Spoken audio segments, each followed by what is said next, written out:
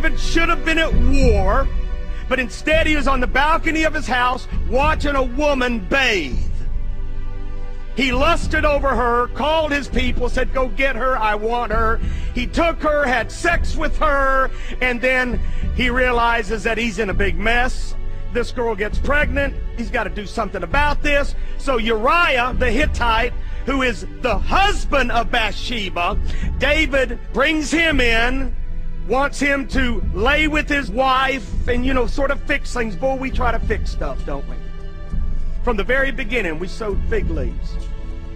From the very beginning, we try to fix our sin, try to cover up our sin. You can't cover it up. You got to get it washed clean. God's got to take care of it.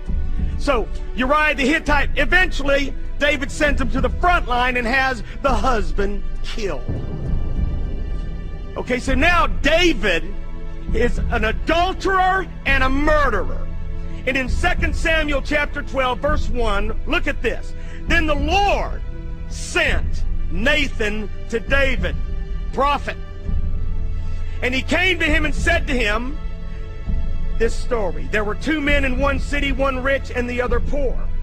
The rich man had exceedingly many flocks and herds, but the poor man had nothing except one little ewe lamb which he had bought and nourished, and it grew up together with him and with his children. It ate of his own food and drank from his own cup and lay in his bosom, and it was like a daughter to him.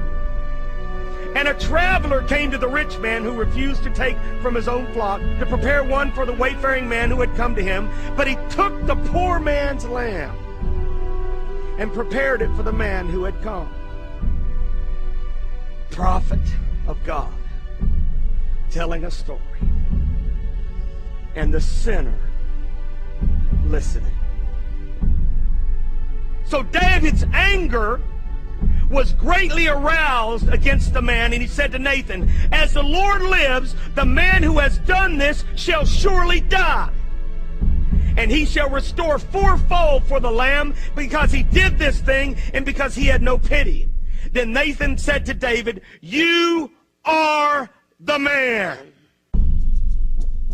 Thus says the Lord God of Israel, I anointed you king over Israel, and I delivered you from the hand of Saul. I gave you your master's house and your master's wives into your keeping, and gave you the house of Israel and Judah. And if that had been too little, I also would have given you much more. Why have you despised the commandment of the Lord to do evil in his sight? You have killed Uriah the Hittite. Oh, I love prophets.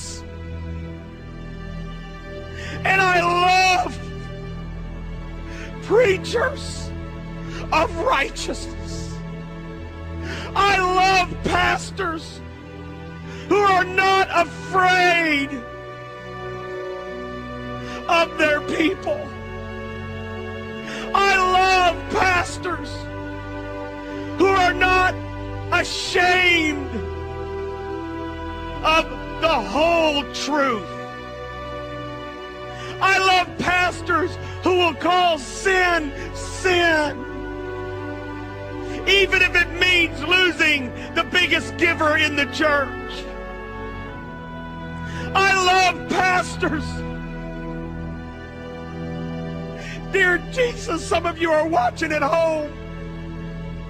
The reason you're not happy is because God's not happy. The reason you're not happy, and you got all kinds of stuff, but you're not happy with yourself because you've wavered. And the truth has been set to the side. You just give enough truth to make the people happy, but you don't share the whole truth. Nathan, as he's sharing this, David could have pulled out a sword and sliced off his head. Shut up, Nathan. Get out of my life. This is David. Man of God. King. God, help us. Jesus, help us to return to the God of our fathers.